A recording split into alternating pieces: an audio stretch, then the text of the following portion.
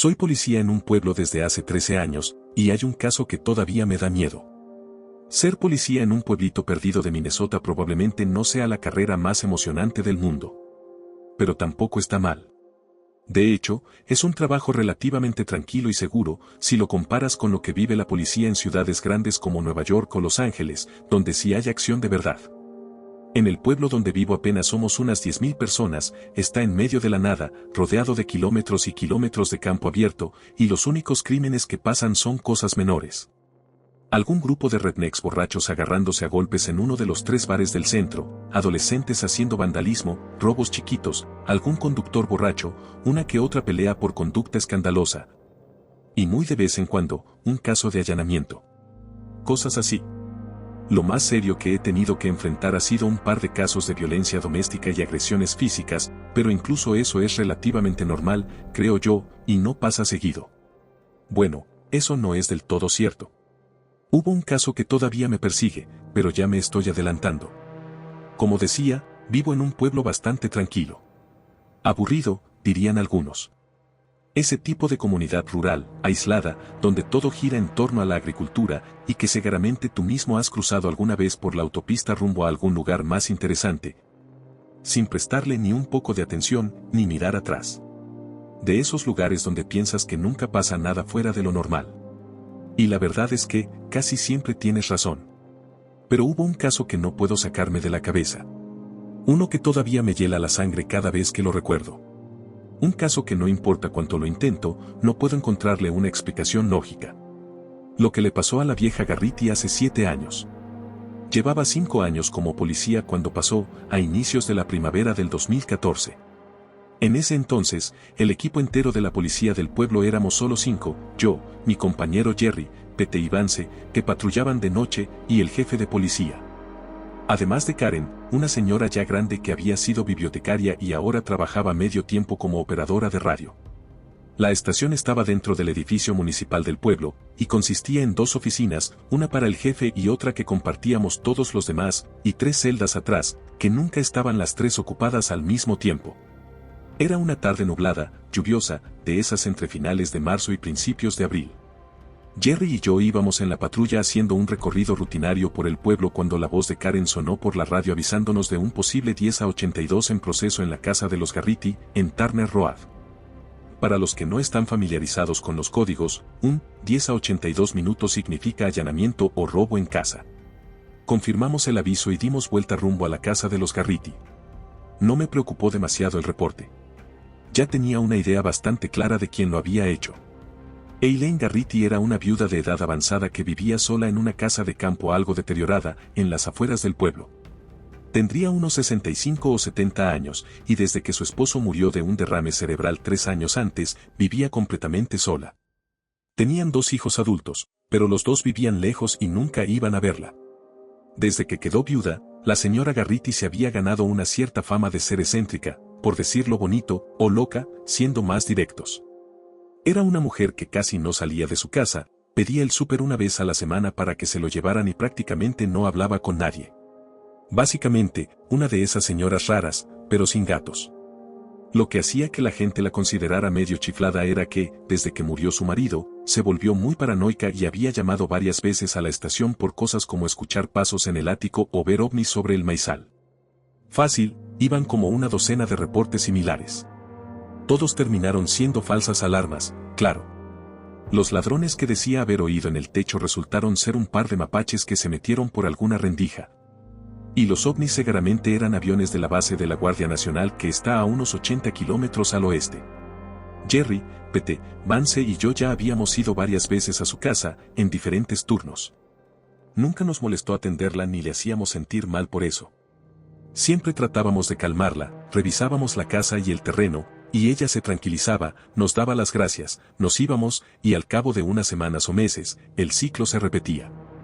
La verdad, esas visitas a su casa eran casi lo único interesante que pasaba en un trabajo que, seamos honestos, era más bien aburrido.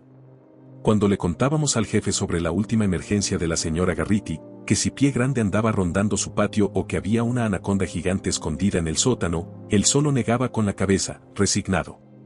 Cuando eran Vance y Pete los que la atendían, nos contaban sus historias apenas nos cruzábamos con ellos en el cambio de turno, casi siempre con una sonrisita burlona. Pete solía hacer el gesto de girarse el dedo en la sien antes de irse. Jerry y yo, en cambio, sentíamos lástima por ella. No debía ser nada fácil, estar sola, frágil, asustada, viviendo en esa casa vieja y medio destruida, sin familia cerca. Yo sospechaba que ya estaba empezando a mostrar señales de demencia o tal vez algún principio de Alzheimer. Nos preocupaba que viviera ahí tan lejos, con el vecino más cercano a más de 1 kilómetro. Si algún día le pasaba algo, si se enfermaba o se caía y no podía pedir ayuda, pues, la verdad, no habría mucho que pudiéramos hacer. Un par de veces busqué los números de su hija y su hijo y traté de llamarlos para hablar sobre la posibilidad de llevarla a una casa de asistencia o algún centro de salud mental. Pero la única vez que logré comunicarme con su hijo, apenas empecé a explicarle la situación de su madre, me interrumpió diciendo que estaba muy ocupado y que me devolvería la llamada después, y me colgó sin más. Nunca volvió a llamarme.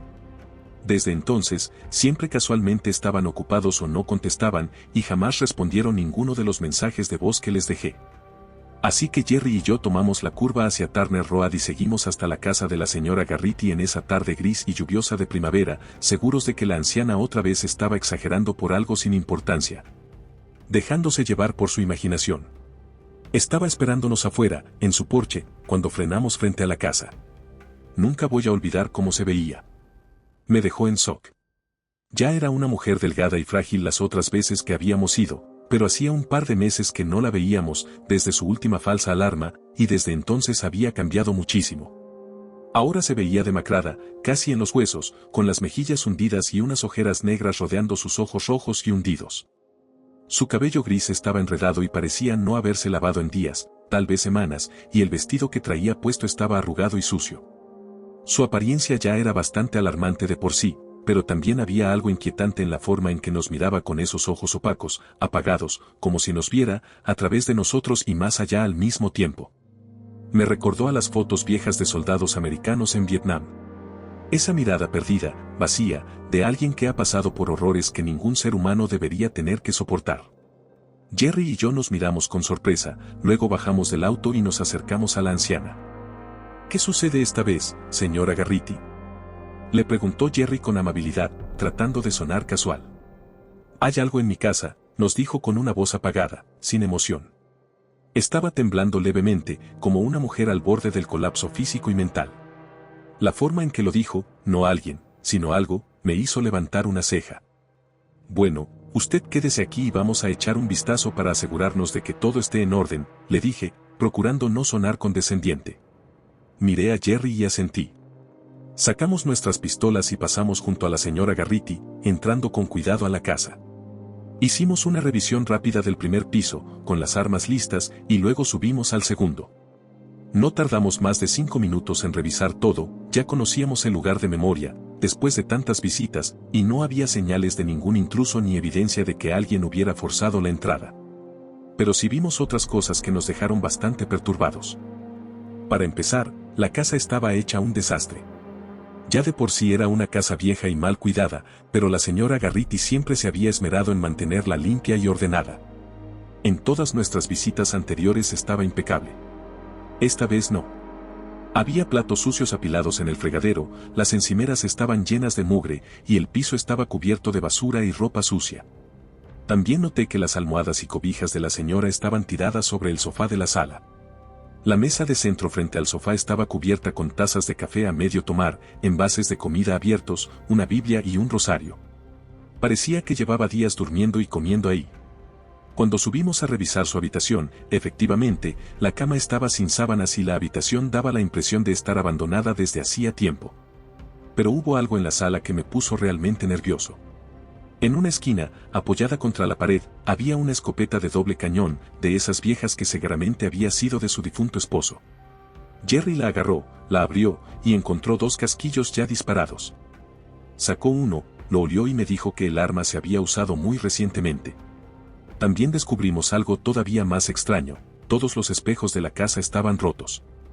Y cada puerta de closet había sido sellada con tablas de madera. La del pasillo principal en el primer piso tenía un agujero enorme en el centro y varios orificios más pequeños alrededor, como si le hubieran disparado. No hacía falta ser Sherlock Holmes para entender que la señora Garrity había disparado la escopeta de su esposo contra esa puerta, ¿pero por qué? ¿Qué carajos había pasado ahí? Jerry me miró con cara de ¿qué demonios es esto? Yo solo me encogí de hombros, igual de perdido. Terminamos de revisar la casa, guardamos nuestras armas y nos dimos vuelta para salir. La señora Garrity estaba parada detrás de nosotros, mirándonos con esa expresión vacía e inquietante. Ambos dimos un salto del susto. Ninguno la había escuchado entrar. Jerry se recompuso rápido y le puso una sonrisa falsa y tranquilizadora. No vimos rastro de nadie, señora Garrity. Seguro se escapó por la parte de atrás. Ya está a salvo. Pero ella no se relajó, ni pareció sentirse aliviada como en todas las veces anteriores en que le seguíamos el juego. Su rostro se contrajo y una nueva expresión apareció en sus ojos. Tardé unos segundos en identificarla. Era una mezcla de terror absoluto con desesperanza total. Pura condena. No, dijo con esa misma voz plana y extraña. No estoy a salvo. Sigue aquí. Se está escondiendo, por eso no lo vieron. Y cuando se vayan, va a volver por mí. Entonces empezó a temblar. Rompió en llanto con una desesperación total, sollozando de forma incontrolable, como si se le estuviera desmoronando el alma. Jerry y yo nos miramos preocupados. Nos acercamos a la señora y la consolamos como pudimos, guiándola hasta el sofá y sentándonos con ella a cada lado, hablándole con suavidad hasta que logró calmarse un poco. Cuando logró calmarse un poco, le pedimos que nos explicara qué había pasado. Se quedó en silencio unos segundos, como si estuviera ordenando sus pensamientos, y después empezó a hablar. Mientras escuchábamos su historia, sentí como mi temperatura bajaba poco a poco, como si un escalofrío me envolviera por completo. Varias veces crucé miradas con Jerry, y su cara reflejaba exactamente lo mismo que yo sentía, incredulidad y miedo. Todo empezó hace como un mes, comenzó a decir. Fue la primera vez que escuché los rasguños en la puerta de mi closet. Un sonido suave, lento, constante, que parecía venir desde adentro del closet de su habitación en medio de la noche. Al principio pensó que podía ser un ratón o algún otro animal pequeño. Pero los rasguños venían desde muy arriba como para que fuera un ratón. Cada vez que abría la puerta del closet, siempre después de que el sonido se detenía, no había nada.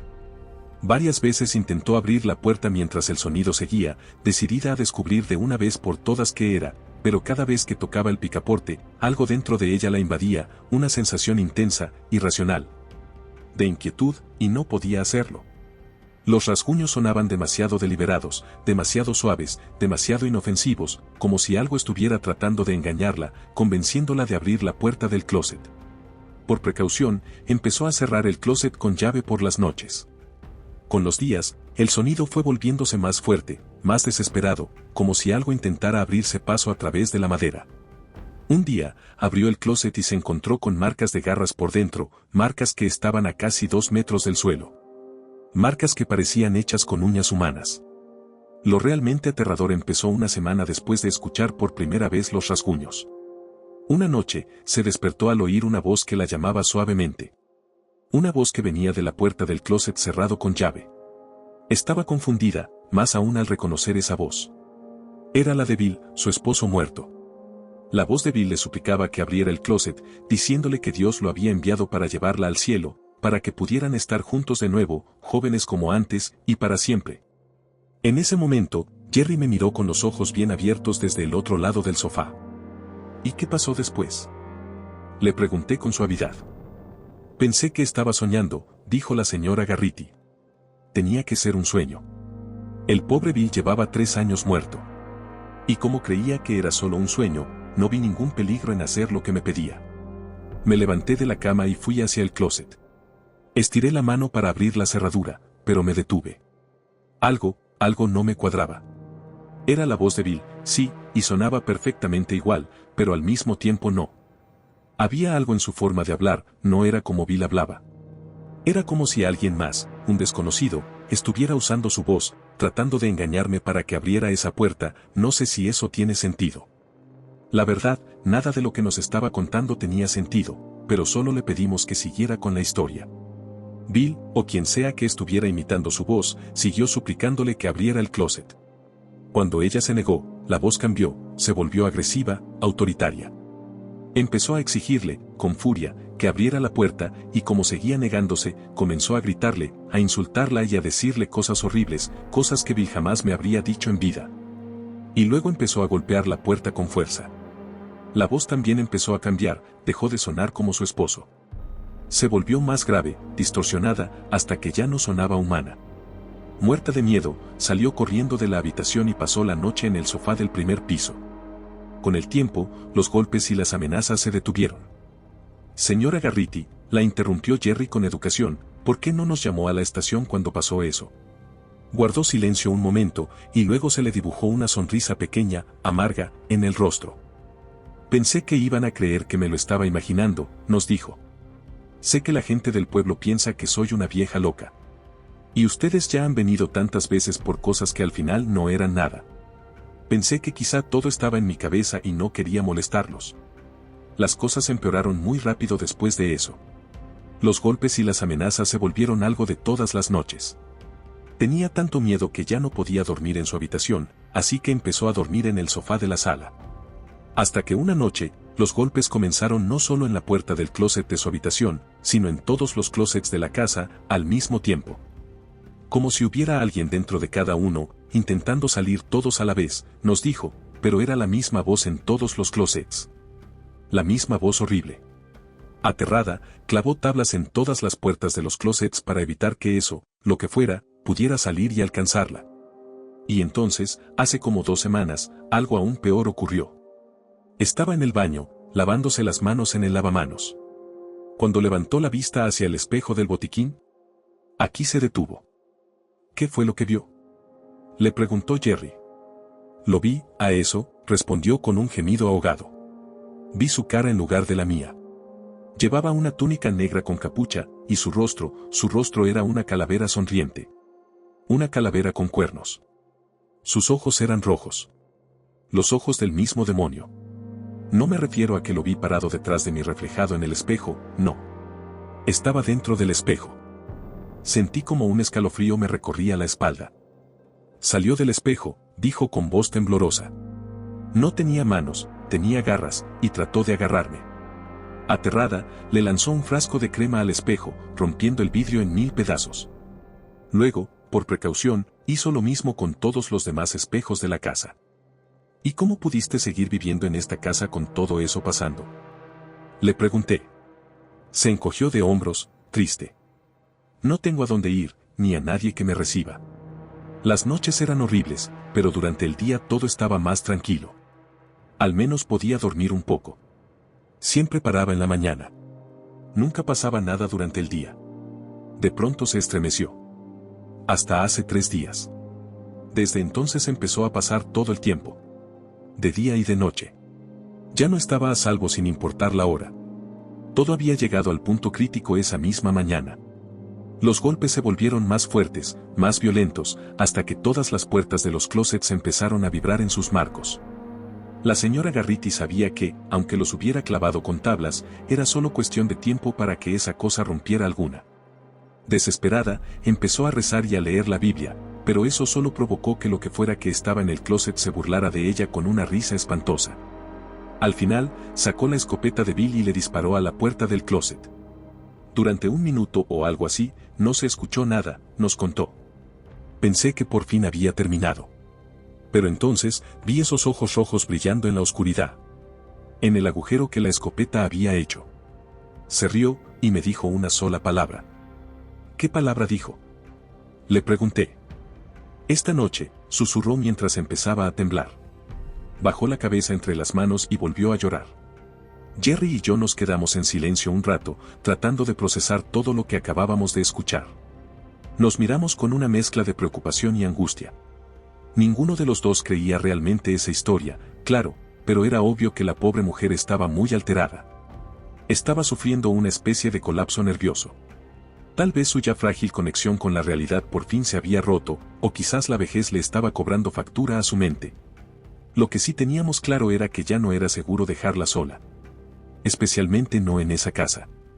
No le hacía bien, y por lo que sabíamos, tal vez sus delirios eran causados por algún tipo de moho tóxico creciendo dentro del lugar. Jerry y yo nos excusamos un momento y salimos para hablar en privado. Ambos coincidimos en que ella necesitaba ayuda. Tenía que ser internada. Pero por ahora, lo mejor era que durmiera en otro lado. Entramos de nuevo y le dijimos a la señora Garrity que se venía con nosotros. Iba a pasar la noche en un motel del pueblo. Y mañana, añadió Jerry, íbamos a buscar a un sacerdote que hiciera una limpieza o exorcismo en la casa, para echar de una vez por todas al espíritu maligno que la estaba atormentando. Se deshizo en lágrimas otra vez, pero esta vez de alivio. Nos abrazó a mí y a Jerry, dándonos las gracias una y otra vez. La llevamos a un motel barato en el centro y la registramos. Su estado mental ya parecía haber mejorado un poco solo por estar lejos de esa casa. Sonrió y nos dijo que no veía la hora de dormir tranquila por fin, sin tener que preocuparse de que esa cosa estuviera golpeando las puertas. Creo que, más que nada, estaba aliviada de no tener que vivir con miedo de la entidad que juraba que habitaba su hogar. Le sonreímos y nos despedimos. Subimos a la patrulla y nos fuimos. Pero nuestras sonrisas se esfumaron apenas salimos del estacionamiento del motel. El resto del camino lo hicimos en silencio.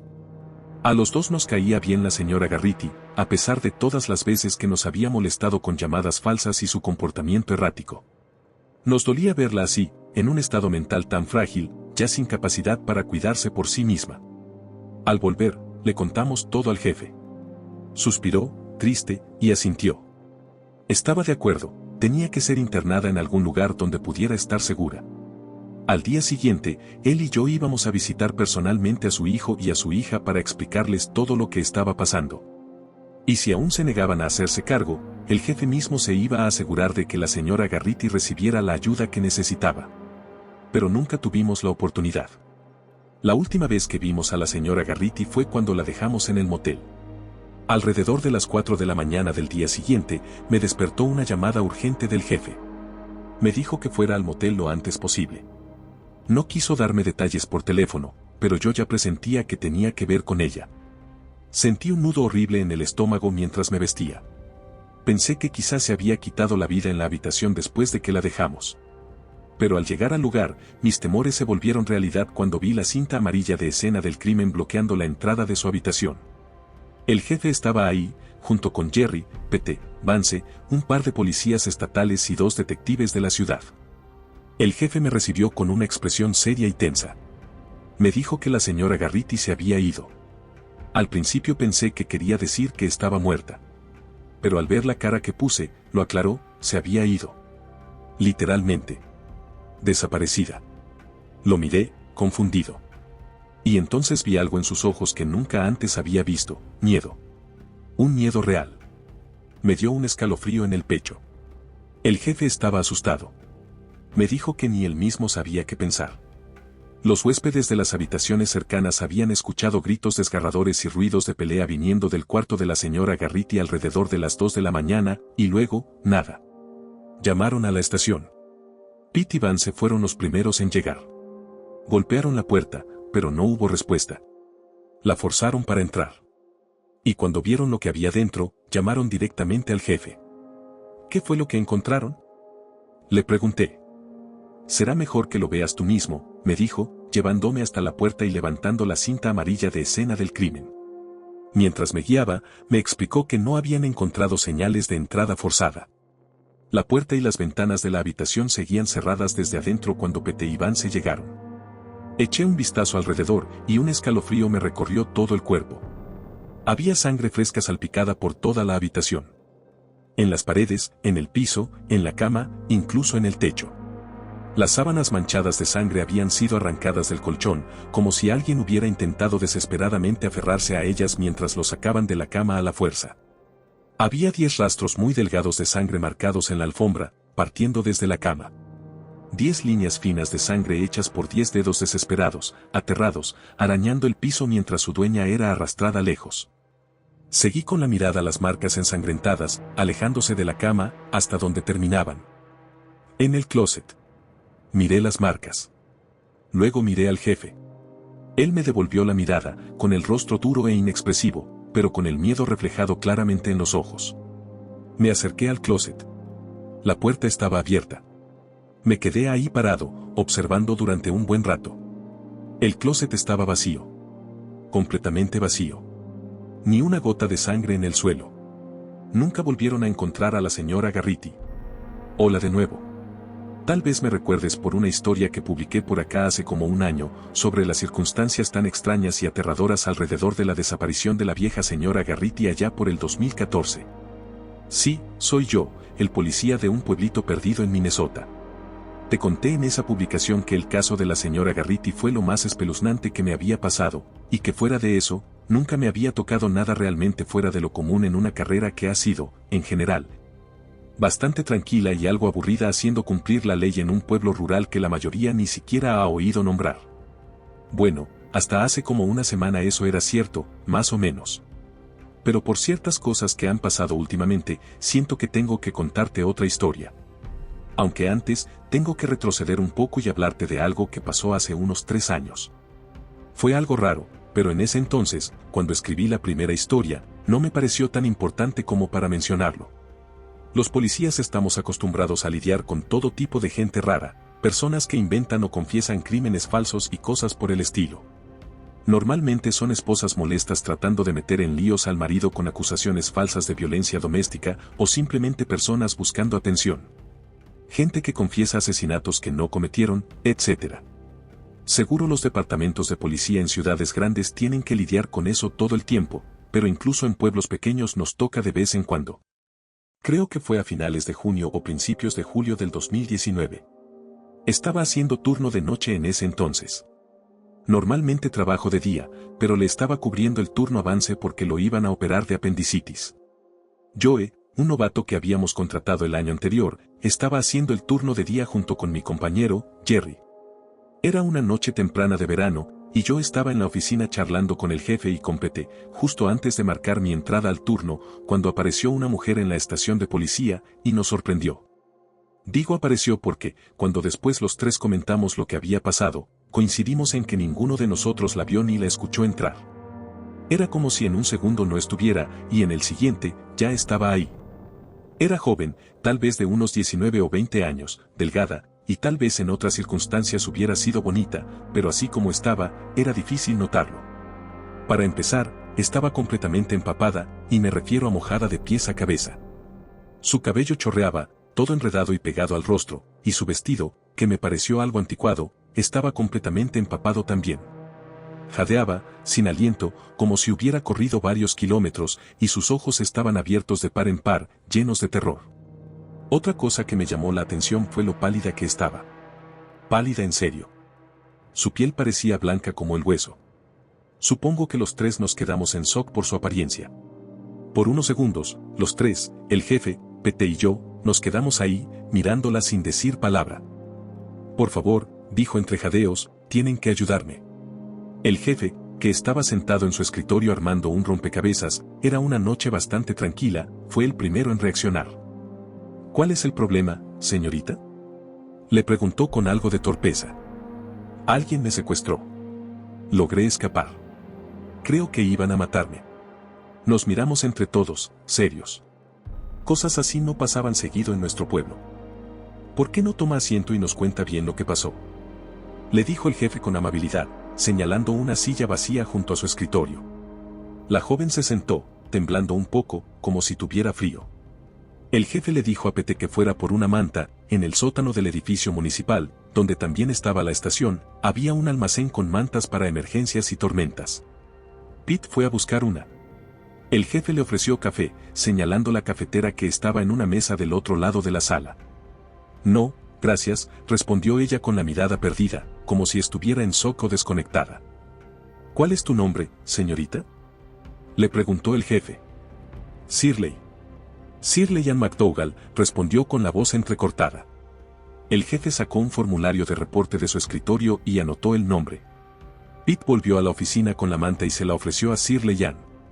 Ella le agradeció y se la envolvió en los hombros, pero siguió temblando durante toda la entrevista, como si su cuerpo no pudiera entrar en calor. ¿Qué edad tienes, señorita McDougall? Le preguntó el jefe. 19. Lo anotó. ¿Dónde vives? Aquí mismo, en el pueblo. ¿Y desde hace cuánto vives aquí? Desde siempre. Toda mi vida. En ese momento, el jefe frunció el ceño. Me lanzó una mirada, luego miró a Pete, que también se encogió de hombros. Yo negué con la cabeza. Sabíamos perfectamente que lo tenía inquieto. Cuando llevas suficientes años siendo policía en un pueblo chico, conoces a la mayoría de los que viven bajo tu jurisdicción. Yo ya llevaba 10 años en ese punto, Pete, que era más viejo, tenía casi 20, y el jefe, bueno, él llevaba cerca de 40. Y sin embargo, ninguno de los tres había visto jamás a esa mujer que aseguraba haber vivido allí toda su vida, ni siquiera habíamos escuchado de ella. ¿Cuál es tu dirección, señorita McDougall?, le preguntó el jefe. Vivo con mis papás. En su departamento. Encima de la ferretería que tienen. McDougall's Hardware, en la calle principal. Ahí fue cuando supe que había algo muy raro en todo esto. No había ninguna McDougall's Hardware en la calle principal. De hecho, jamás en mi vida había oído de alguien con el apellido McDougall viviendo por aquí. El jefe la miró con extrañeza, pero siguió con el protocolo, sin saltarse nada. Bien, señorita McDougall. ¿Puedes decirme Shirley?, lo interrumpió suavemente, todavía con la mirada perdida, como si no estuviera viendo nada en particular. Shirley, ¿por qué no nos cuentas exactamente qué fue lo que pasó esta noche? Y entonces nos lo contó. Y su historia se volvió cada vez más rara. Estaba regresando a casa después del cine. Mis amigas y yo fuimos a ver la nueva comedia de Martin y Lewis en el Mayan. Un momento, la interrumpió Pete, levantando la mano. Perdón, ¿dijiste que fuiste al Mayan? Sí. A ver a Martin y Lewis. ¿Martin y quién? Ya sabes, Dean Martin y Jerry Lewis. Fuimos a ver su nueva película. Partners. La estrenaron la semana pasada. Pete me miró. Su cara era una mezcla de confusión y desconcierto. Me hizo señas con la boca. ¿Qué carajos está pasando? Shirley siguió hablando. Después de la película, iba caminando hacia la casa de mis padres y pasé por la farmacia Beckman's a comprarme un malteado de chocolate. Beckman's Drugstore, ese nombre me sonaba de algún rincón lejano de la memoria. Me puse a escarbar mentalmente y, al cabo de unos segundos, lo recordé. Beckman's había sido una farmacia aquí en el pueblo cuando yo era niño. Una de esas farmacias familiares, con su propia fuente de sodas al estilo antiguo, como las de los años 50. Había sido manejada por los Beckman durante 3 generaciones, hasta que el último, el viejo Clyde Beckman, murió a finales de los 90. Sus hijos vendieron el negocio, y ahora en ese lugar hay un CVS. Sentí un escalofrío recorrerme la espalda. Estaba por entrar al local cuando un hombre se me acercó afuera. Era mayor, tal vez de unos 40 y tantos. Pelo canoso. Vestía como un sacerdote y tenía una muleta bajo un brazo. Me preguntó si podía ayudarlo.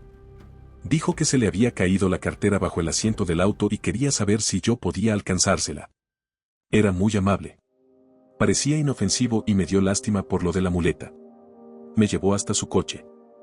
¿Qué tipo de coche era, Shirley?, la interrumpió el jefe. Ella pensó un poco. Creo que era un Buick. Sí, un Buick oscuro. De hace un par de años. Tal vez un modelo de 1953 o 1954. Un Buick de 1953 o 1954, que según Shirley McDougall era apenas de hace un par de años. ¿Qué demonios era esto? ¿Estaba drogada? ¿Estaba loca o haciendo una broma pesada? La observé con atención, buscando alguna señal de mentira, pero su cara mostraba miedo genuino por lo que sea que hubiera vivido. ¿Llegaste a ver la matrícula del coche, Shirley?, le preguntó el jefe. Solo de reojo, mientras rodeábamos el auto. No vi los números, pero noté que era un coche de otro estado. Creo que la placa decía Oklahoma. ¿Y luego qué pasó, Shirley?, insistió el jefe, con suavidad. Me arrodillé y empecé a tantear bajo el asiento del conductor, buscando la cartera, y entonces, se detuvo, respiró hondo y soltó el aire de golpe, como si necesitara valor para revivirlo. Algo me golpeó en la cabeza. Fuerte. Fue él, el hombre vestido de cura. Me pegó por detrás, creo que con la muleta. Luego volvió a golpearme. Me dejó aturdida, mareada. Creo que hasta perdí el conocimiento por un momento.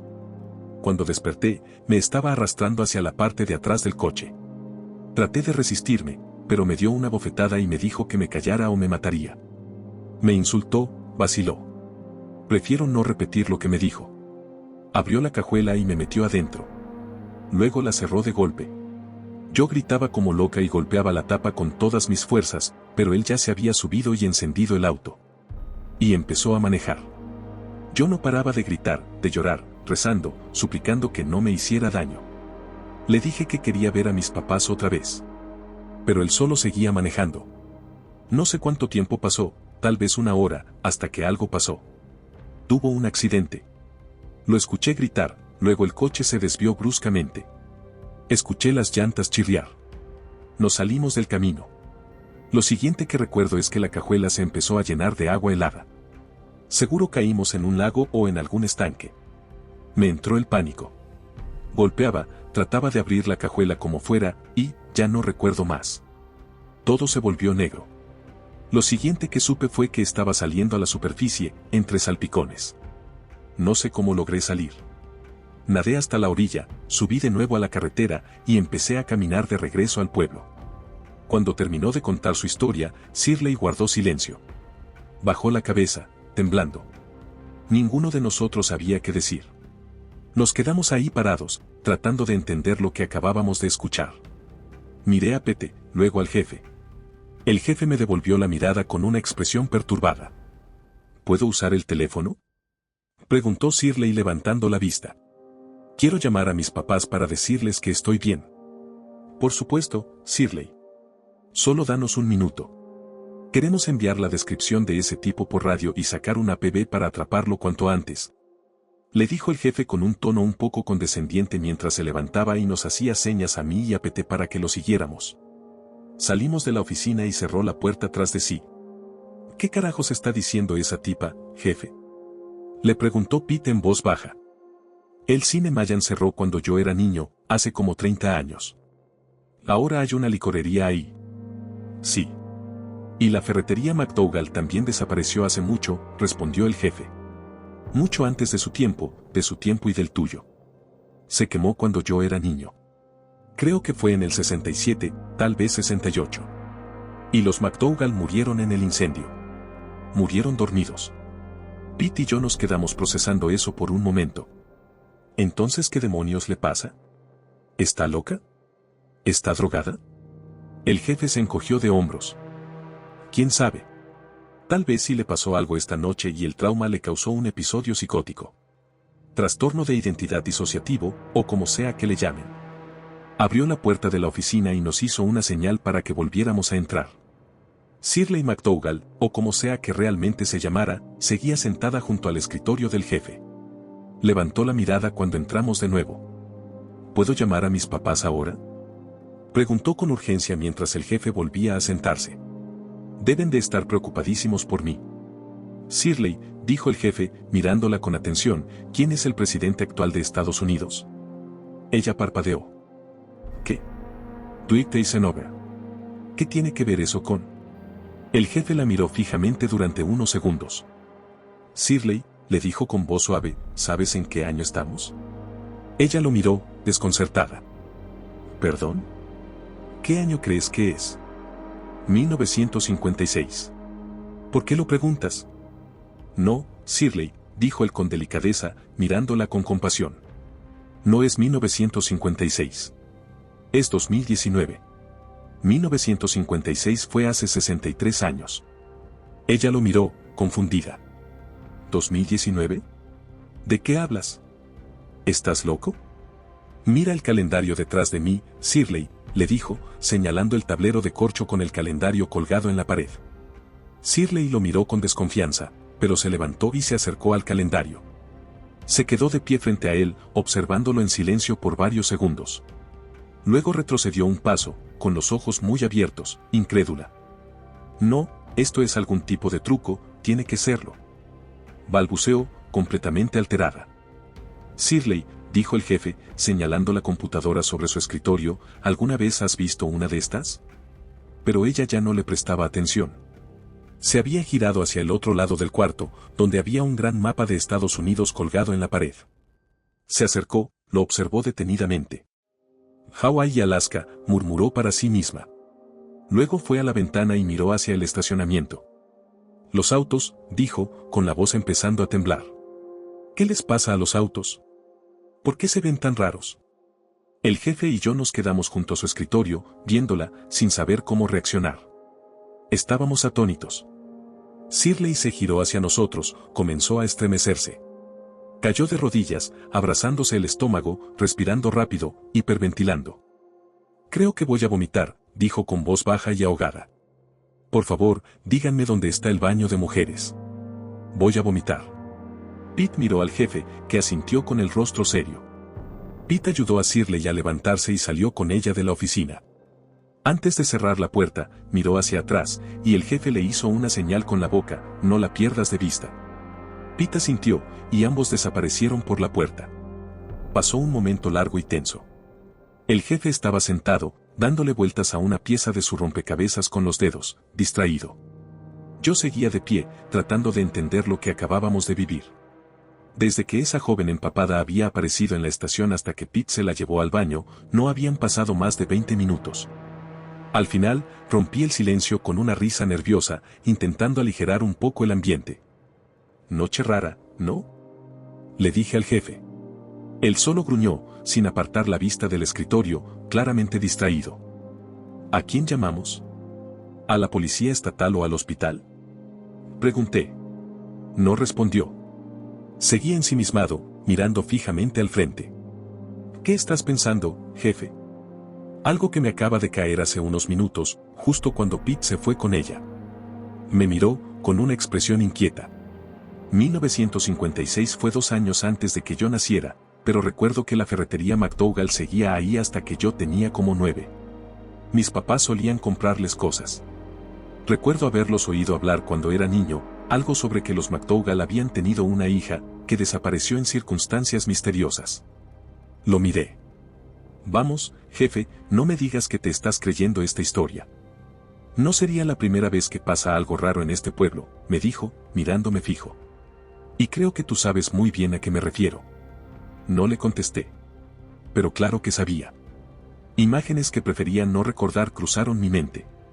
Una habitación de motel salpicada de sangre. Sábanas arrancadas.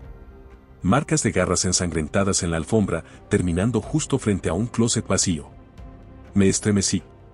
De pronto, un grito vino del pasillo. Era Pete. Estaba llamándonos a los dos. Que fuéramos ya. Mierda, ¿y ahora qué? Murmuré, mientras salíamos rápido de la oficina. Pete estaba parado en el pasillo, justo afuera del baño de mujeres. Se le notaba alterado. Desapareció. Nos dijo apenas nos acercamos. ¿Cómo que desapareció? ¿Qué carajos quieres decir con eso? Le exigió el jefe. Mírelo usted mismo. Respondió Pete, empujando la puerta del baño. Entramos y miramos dentro. Las 3 puertas de los cubículos estaban abiertas, vacías. El jefe se volvió hacia Pete. ¿Y dónde demonios se fue? Se suponía que la estabas vigilando. Jefe, estaba parado aquí afuera todo el tiempo, se lo juro. Insistió Pete, visiblemente nervioso. Murmuró algo para sí mismo, que no alcancé a entender. Le pedí que repitiera. Me miró. Nunca lo había visto tan asustado en mi vida. Dije que ella estaba fría. Cuando la ayudé a levantarse para ir al baño, mi mano tocó su brazo. Estaba helado. Como tocar la piel de un cadáver. El jefe me lanzó una mirada seria, que yo le devolví. Sentí como se me revolvía el estómago. Esto se estaba pareciendo demasiado a lo que ocurrió en el 2014. El jefe y yo entramos al baño de mujeres y echamos un vistazo. No había mucho que ver, y no había donde esconderse, 3 cubículos vacíos y un lavamanos. Justo encima del lavamanos había una pequeña ventana. Me acerqué, casi seguro de que estaría cerrada, pero la cerradura estaba abierta. Sentí un alivio raro al ver eso. Como si esa pequeña pista lógica me permitiera negar lo imposible. Porque si no... Jefe, le dije, la ventana está sin seguro. Afuera, rápido. Ordenó. Pete y yo lo seguimos a toda prisa por el pasillo hasta la entrada principal del edificio municipal. La estación de policía está en la planta baja, y eso es importante. Salimos al exterior y miramos a nuestro alrededor. Lo único que se veía era el césped del frente del edificio y la calle principal más allá, casi vacía en esa tarde tranquila de verano. La ventana del baño de mujeres daba hacia el lado izquierdo del edificio. Nos fuimos por ahí, pero al doblar la esquina, no había nada. Ni rastro de la misteriosa joven que decía llamarse Shirley MacDougall. Levanté la vista. La ventana estaba como a 3 metros del suelo, y aunque pequeña, no era imposible que alguien de complexión delgada, como Shirley, hubiera logrado pasar por ahí. Lo que quiero decir es que era posible que hubiera escapado por la ventana, saltado al suelo y luego desaparecido en la noche. El pasto había sido cortado recientemente y no había llovido, así que no había huellas visibles que nos dijeran hacia dónde se había ido. Nos quedamos mirando esa ventana por un rato. Finalmente, el jefe bajó la cabeza y soltó una risa leve, un poco temblorosa. Seguro cerró la ventana ella misma antes de saltar. Supongo que estaba loca, ¿no, jefe?, dijo Pete. Supongo, o mintiendo, o drogada, o quien diablo sabe. Pero esa mirada perturbada seguía ahí, en los ojos del jefe. Y yo sabía que estaba tratando de racionalizar lo que acababa de pasar, igual que yo. Volvamos adentro, nos dijo. Y eso hicimos. Era más fácil convencernos de que solo habíamos tratado con una joven profundamente inestable, o con alguna loca buscando atención. Porque si no era eso, ¿entonces qué? ¿Habíamos estado hablando con un fantasma esa noche de verano? El jefe reportó el incidente a la policía estatal y se emitió una alerta de búsqueda. Pero nunca se supo nada más de Shirley Ann MacDougall. Yo, en mis ratos libres, por simple curiosidad, o eso me decía a mí mismo, me puse a investigar. Busqué en línea, revisé periódicos viejos y archivos del pueblo. Y sí, realmente había existido una joven llamada Shirley Ann MacDougall, hija de Wilbur y Harriet MacDougall, dueños de la ferretería MacDougall's. Tenía 19 años, y realmente desapareció una noche a principios de agosto de 1956. Nunca más se volvió a saber de ella. Pero, por lo que sabía, aquella mujer loca con la que hablamos podría haber sabido del caso y simplemente usado esos detalles en su delirio. No había fotos, si te lo preguntas. Las busqué, pero no encontré ninguna en los periódicos. Incluso traté de ubicar a algún familiar vivo, sin éxito. Habían pasado más de 60 años, y probablemente todas las fotos familiares se habían perdido en el incendio donde murieron sus padres. Terminé dejando todo eso atrás. Al final del día, yo era policía y tenía cosas más urgentes de las que ocuparme. Con el tiempo, olvidé aquel extraño encuentro con Shirley MacDougall. Hasta la semana pasada. Fui a la estación para comenzar mi turno como siempre. El jefe me llamó a su oficina. Estaba pálido, con cara grave. No dijo nada. Solo me señaló el periódico sobre su escritorio. Lo tomé y leí el titular. El lago revela un secreto oscuro tras 66 años. La temperatura en la oficina pareció bajar de golpe 10 grados mientras leía la historia. En un pueblo vecino, un tipo salió a probar el sonar nuevo de su bote para localizar peces y accidentalmente detectó un auto en el fondo del lago, a 6 metros de profundidad. Avisó a la policía, que sacó el vehículo del agua. Era un coche viejo, oxidado, hecho trizas. Un Buick de 1953. Había un esqueleto en el asiento del conductor. El auto tenía matrícula de Oklahoma, y cuando las autoridades la ingresaron en el sistema, descubrieron que coincidía con un vehículo buscado por el FBI desde mediados de los años 50. Pertenecía a un vagabundo con antecedentes de delitos sexuales, sospechoso de haber sido un asesino serial, o un asesino en serie, como los llamaban en ese entonces. Se creía que había secuestrado y asesinado a por lo menos 10 mujeres jóvenes en 6 estados distintos. Su última víctima no murió. Logró escapar. Dijo que un hombre vestido de sacerdote intentó engañarla para meterla en su coche y después la atacó. Eso ocurrió en Iowa, un estado al sur de Minnesota. Después de eso, el tipo desapareció por completo del radar del FBI. Y cuando los peritos inspeccionaron a fondo el Buick, hicieron otro hallazgo espantoso. Encontraron un segundo esqueleto. En la cajuela. El esqueleto de una joven.